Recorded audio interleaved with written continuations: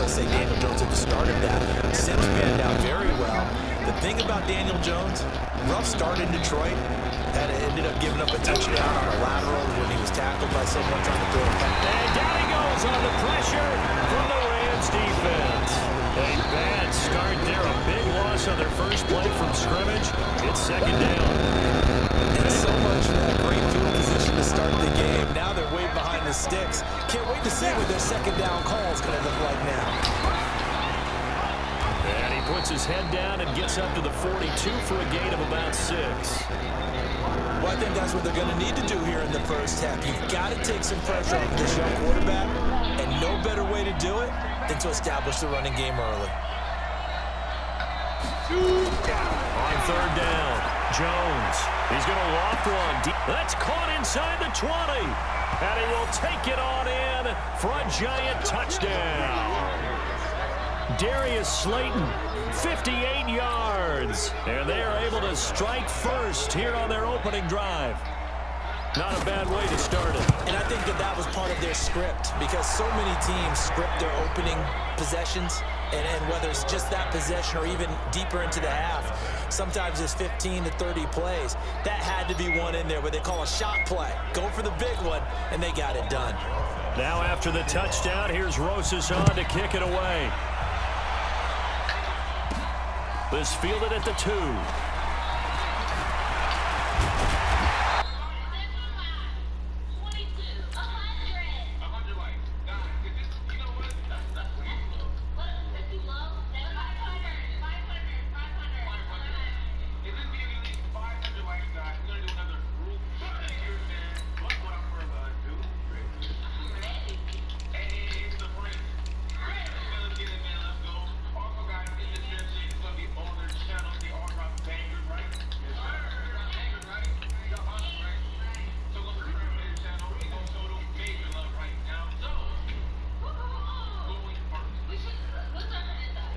Work on the return as they'll start their drive just past the 30-yard line. Line of scrimmage, the 31 now on 1st and 10. Now the third leading rusher in the NFL last year, Todd Gurley. And they get him down, but not before he takes it across the 40-yard line. A gain there of 12 yards and a first down L.A. Gurley had a touchdown in Week 8, and with that score, he tied Jim Brown, Walter Payton, and Maurice Jones-Drew for the second most career total touchdowns by a player aged 25 or younger with 63. The most is Emmitt Smith. He had 75 in that span. Give him 9 on the carry that time, and they're set up with a 2nd and 1. And he'll get it inside the 40 to the 39. 9 yards to pick up there, and it's a first down.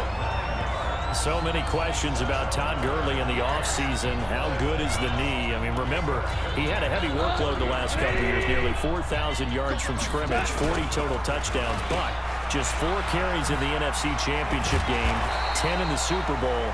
So we'll see what kind of usage he gets this season. That's going to go as a loss of a yard, and it'll be second down.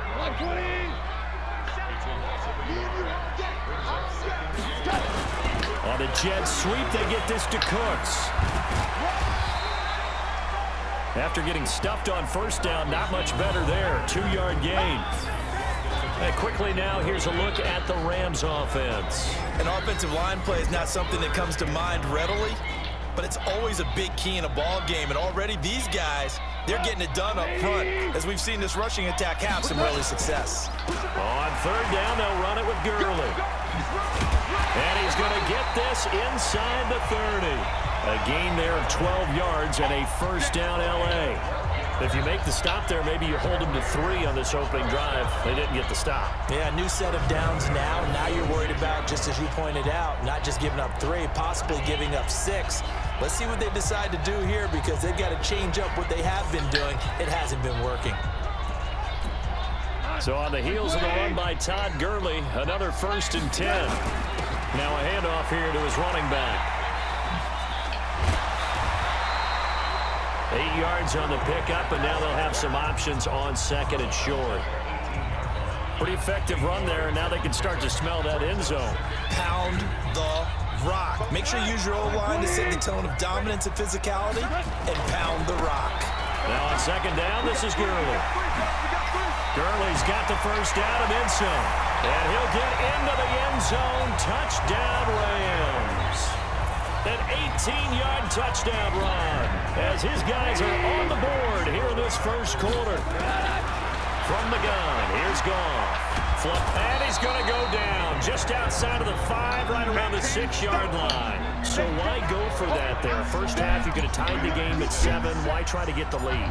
Feels like an analytics call, doesn't it? That's starting to really get into the game where they're studying where you can make extra points and the whole deal and, get an advantage. But I don't know that we have enough data yet to really say this is the right play or the wrong play. Maybe in 2 or 3 more NFL seasons. Exactly. 2 or 3 more NFL seasons, I think we'll have a much better study and much better case of what we're going to do. Barkley unable to get away on the first down run as he'll be stopped for a loss of a couple. It'll wind up being a loss of 2, and that'll make it 2nd and 12. On 2nd and 12, Jones.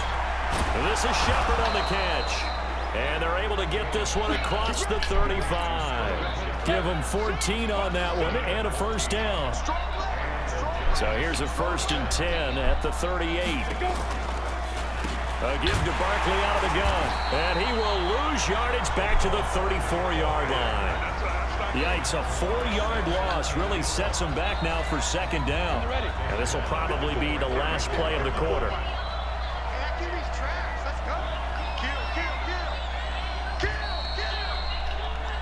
Giant football, and we're ready to begin the second quarter as they've got it with a 2nd and 14 upcoming. After one, a 1-point game, 7-6.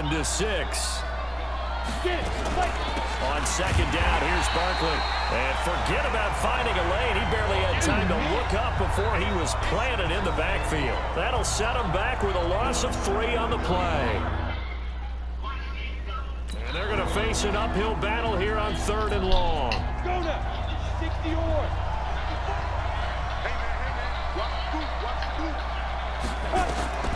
Here's Jones operating from the gun. And this is going to be incomplete.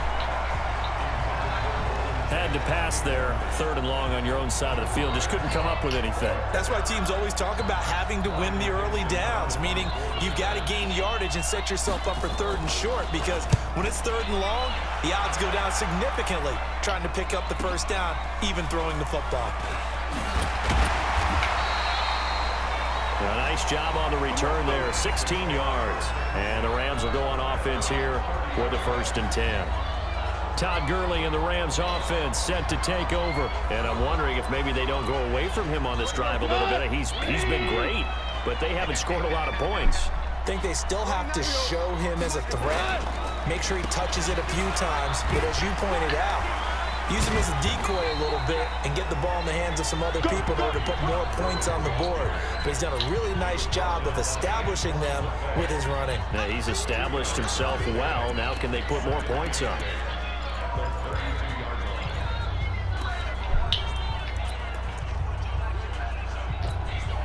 The last run good for 2. Here's 2nd and 8.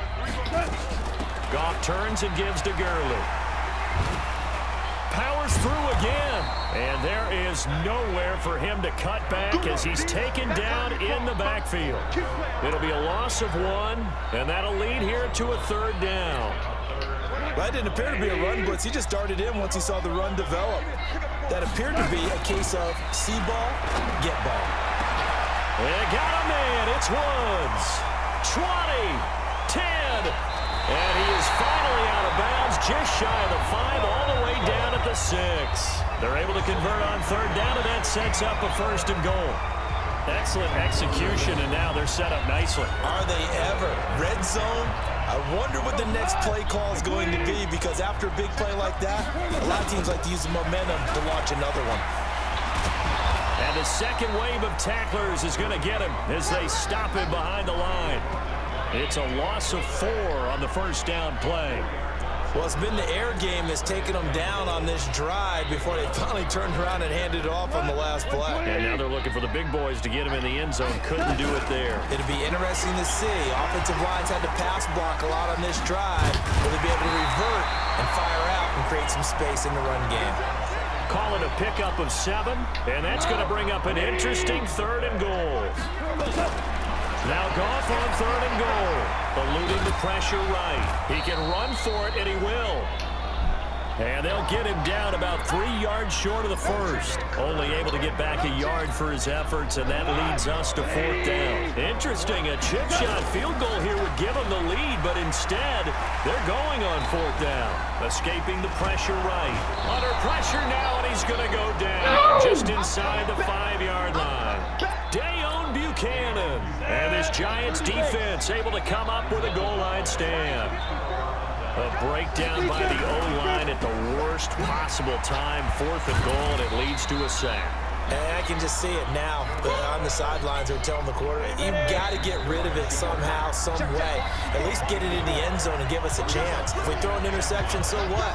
A sack? We didn't even have a chance. A reminder that when halftime rolls around, Jonathan Coachman will have all the highlights and analysis of this first half of play from our studios in Orlando. It's hauled in by Shepard. They try to throw on 2nd down, but this one is incomplete. All right, let's go ahead and detail this situation here. 3rd and long coming up, back near your own goal line. I would be very hesitant about throwing the football in this situation. Maybe just run up the middle? Yeah, I think that might be the spot for them. You got to try and find some space for your punter because you don't want him backed up where he has to alter what he does. A big play there for the Giants. 43 yards. Well, that certainly changes things. Yeah, I think the thought process is they take this lead into the locker room, run something simple here and run the clock out. Instead, they get the big play. Now they have a chance to increase what they've done in the first half. And taking it across midfield and just shy of the 40. 1st down.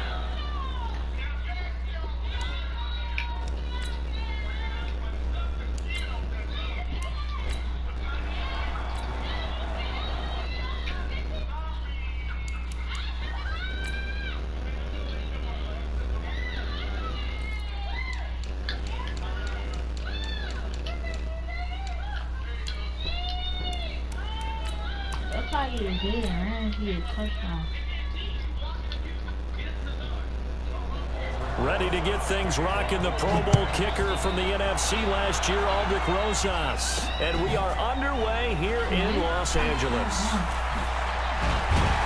And the decision to bring it out will cost him about 5 yards as he'll get this only back to the 20. The Los Angeles Rams coming out here led by Jared Goff. 2-game win streak for Goff and the Rams after the win in Week 8 over the Bengals. So the Rams are 5-3. Goff in that game against the Bengals, Charles, 372 yards, 2 touchdowns, and really had a good connection with Cooper Kupp in that game. Yeah, and he did it on 17 completions, so there were some big plays involved. And you mentioned Cooper Kupp, 220 yards receiving. Those two have what they call a telepathic connection. They can find each other anywhere against any coverage, and it usually turns out well for the Rams. They had 3 yards on 1st down, just 1 yard there. And the big fella stuffed that one up in a big way. I think doubling him has to be a priority because you can't move up to the next level if you don't take care of him first. And a nice move will yield nothing as he's stopped behind the line. Tough sledding. They lose a yard there on 3rd. An interesting and intriguing decision there defensively because they kept extra DBs on the field despite seeing the multiple tight end look that came out for the offense. I thought they were going to switch out of it. I didn't know if they felt they didn't have time or what the case was. Well, in any event, the extra speed allowed for great penetration as they stuffed that one behind the line of scrimmage. A surprising move here on the opening drive.